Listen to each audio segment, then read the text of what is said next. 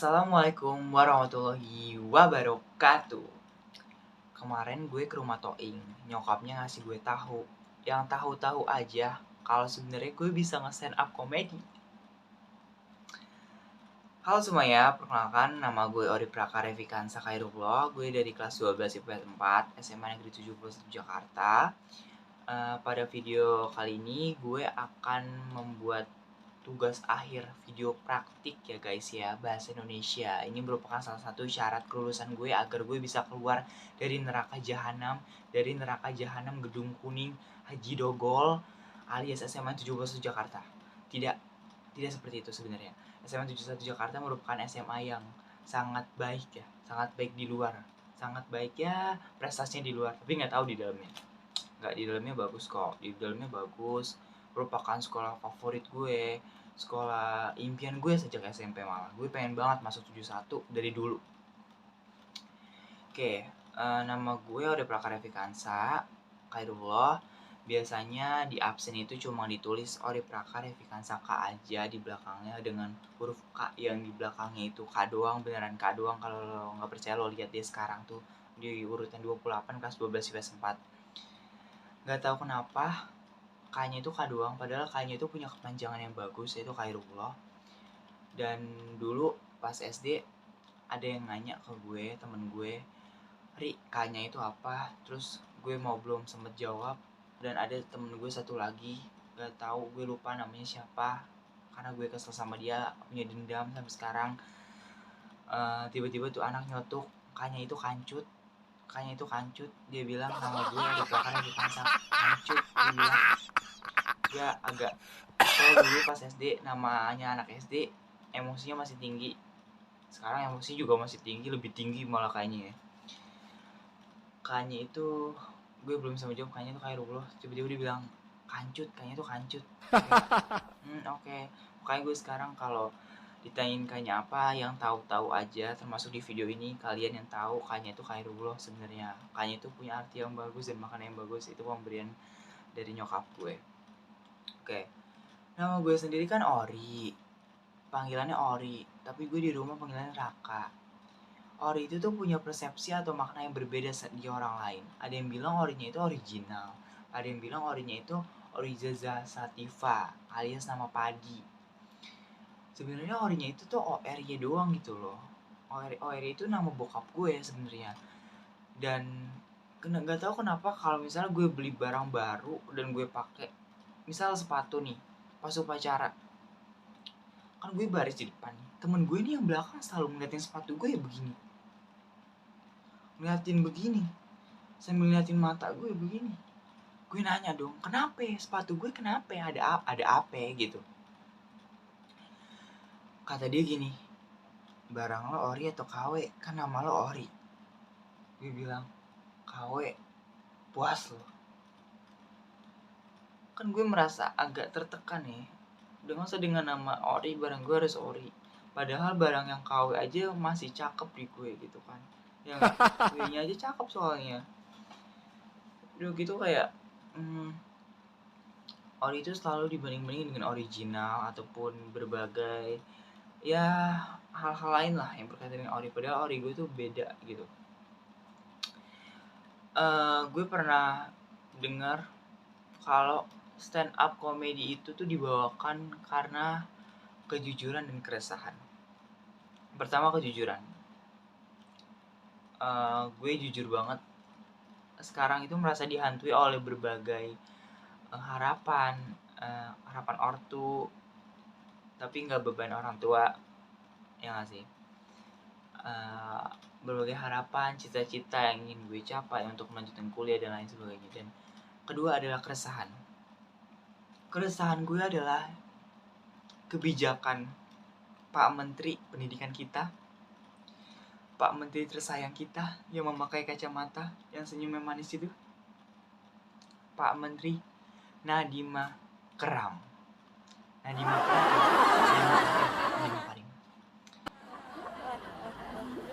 CEO founder Gojek Indonesia. Ya gak sih, Gojek. Kalau inget beliau tuh gue ingetnya Gojek mulu, nggak tahu kenapa. Kayaknya emang ditakdirkan ya. Kalau rasanya tuh gue mau bilang ke dia gitu, sesuai keinginan Bapak ya Pak. Kan kalau di Gojek tuh sesuai aplikasi ya Pak. Ini kalau gue mau bilang ke dia sesuai keinginan Bapak ya Pak, kebijakan Bapak ya Pak. Kebijakan tuh bener-bener wow, unexpected banget guys kebijakannya. Gue udah dari kelas 10 sampai kelas 12 gue udah memfokusin nilai gue di 6 mapel biar gue bisa lolos di jalur SNMPTN, dan kenyataannya semua nilai itu dipakai untuk seleksi. Jadi mohon doanya biar gue bisa lolos di pilihan pertama gue di jurusan yang gue mau, Kriminologi Universitas Indonesia. Amin. Gak tau kenapa gue selalu ngebayangin Gojek kalau sama Pak Nadiem Makarim. Gojek itu harganya mahal banget loh sekarang. Tarifnya 34.000 nggak sampai sekilo loh. Jujur gue pernah naik Gojek dari Tebet ke Bekasi itu hampir 56.000. Lo bayangin aja, gue anak sekolah tapi gue harus membayar uang sebesar 56.000. Apakah gue kerja guys? Gue tidak kerja, gue hanya meminta uang dari mama dan papa yang baik hati dan meminta dan memberi gue uang. Kalau bicara soal Gojek, gue punya pengalaman agak kocak sih sebenarnya ini. Kan nama gue Ori nih. Pas SMP gue kan di Tebet. Tebet itu kan ramai banget ya dan macet banget. Saat itu emang saat pulang sekolah gitu. Gue pesen lah. Ada nama teman satu angkatan gue namanya Naomi. Dia cewek. Mungkin keadaan saat itu berisik ya, tidak terdengar gitu. Abang Gojek buru-buru meng-ACC orderannya. Kayaknya denger tuh belakangnya i doang. Posisi gue padahal di depan gerbang loh. Dan gue melihat aplikasi, abangnya tuh udah nge-pick up dan menjemput gitu. Kok abangnya udah jalan? Gue liatin kan. Waduh, udah belok, udah jauh coy, udah sampai lampu merah. Gue liatin, wah ini salah jemput orang, salah naikin orang. Terus gue lihat abangnya balik lagi dong. Gue sih diem aja gak sih, kayak ya gue males gerak lah, orang gue penumpang di situ, maksudnya gue jalan-jalan ngejar dia. Dan abangnya ngira itu Ori, padahal itu Naomi. Padahal ya lagi-lagi salah pronunciation kalau di bahasa Inggris. Padahal sebenarnya gue itu Y kan. Dan kalau gue pulang les tuh dari arah Tebet ke Kalimalang tuh ijo semua. Gue tuh kayak ngebayangin sayur-sayuran kayak ijo tuh apa ya, kol, bayam, kangkung, ijo. Kan jaket abang Gojek semua tuh kalau kena lampu tuh kan nyala kan, jaket abang Gojek kayak lampu tuh pinggiran tuh nyala yang gini, yang kalau malam-malam tuh nyala gitu.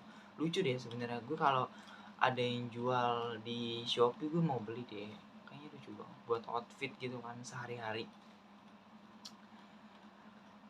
Kadang kalau naik Gojek itu kita nggak denger loh pembicaraan abangnya sama kita. Kadang kayak gue bilang kiri bang, kiri, iya gue cuma iya bang, iya gue udah kayak iya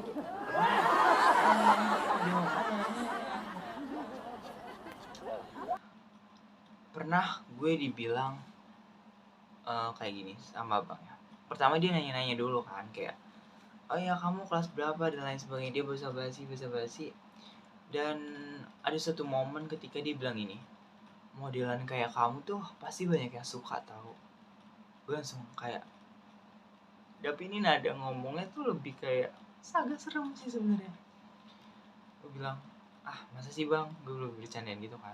Terus kayak, iya ini mah banyak yang suka pasti, orang saya aja suka lihat kamu. Enggak, itu bukan apa-apa, masa lu cowok, gue cowok. Kalau driver cewek sih boleh aja gitu, jadian kali itu gue. Bisa lah. Terus gue langsung diem kan. Udah gitu pas udah sampai rumah gue langsung buru-buru ngelepas helmnya dan gue langsung kabur, langsung masuk rumah. Dan dia ngeliat gue kayak lihat tatapan yang gak kedip-kedip gitu loh. Dan Pak Nadiem itu kan apa ya, generasi milenial, generasi muda gak sih termasuknya. Gimana kalau misalnya kaum muda dikasih kekuasaan, misalnya gue dikasih kekuasaan, gue mau jadi apa? Gue mau jadi menteri. Kalau tebak gue jadi menteri apa? Menteri pendidikan? Salah. Gue mau jadi menteri keuangan. Karena kalau masyarakat bayar pajak, bakal gue kasih cashback sama gratis ongkir pas lagi bulan tanggal 12-12. Biar lo pada nggak numpuk tuh keranjang Shopee lo, banyak banget tuh dimasukin keranjang doang, kagak di check out. Udah kayak apaan tahu, sampai memori HP-nya penuh, strongnya penuh anjir. Ya udah gitu, kalau bicara Pak Nadiem tuh sebenarnya ganteng. Kalau milenial kan, gue bilang, gue pernah baca di artikel kalau Pak Jokowi itu sebenarnya milih Pak Nadiem dengan alasan yang sangat out of the box banget. Dan Pak Jokowi mengatakan kalau dia pilih Pak Nadiem itu karena ia ingin melihat kinerja orang bodoh dalam memecahkan masalah pendidikan di Indonesia. Kalau orang bodoh seperti Pak Nadiem bisa jadi menteri pendidikan, berarti masih banyak dong orang bodoh yang menjadi pemimpin di negara kita. Ya nggak sih guys? Orang-orang bodoh. Tapi orang bodoh nggak sembarang orang bodoh, ya nggak sih? Orang bodoh ya bisa lah jadi menteri pakai orang dalam, ya nggak sih? Zaman sekarang apa sih yang nggak pakai orang dalam? Orang banyak tuh yang lulusan sarjana ilmu politik doang bisa langsung jadi anggota DPR. Gue juga mau kali jadi anggota DPR, Dewan Pendusta Rakyat, ya nggak sih? DPR kan Dewan Pendusta Rakyat. Aduh, Pak Nadiem, Bapak tuh ganteng Pak sebenarnya. Saya bukan peres atau apa nih di stand up ini, di video ujian praktik ini. Tapi rambut Bapak tuh kayak gitu mulu Pak, saya bosen tau Pak. Saya dari kelas 9 lihat rambut Bapak tuh kotak-kotak gitu. Dari yang zaman-zaman Zoom gak jadi UN tuh. Kan gue nontonin tuh. Rambutnya udah begini. Kayak ganti model rambut lah Pak. Stylish dikit. Kenalan barbershop. Gue bisa kali ya. Udah gitu, generasi muda atau kaum milenial tuh sekarang apa sih? Kebanyakan mereka ngapain sih? Rebahan gak sih? Ya rebahan tuh emang anak-anaknya mager aja, kayak badak di sawah, pada mageran gitu.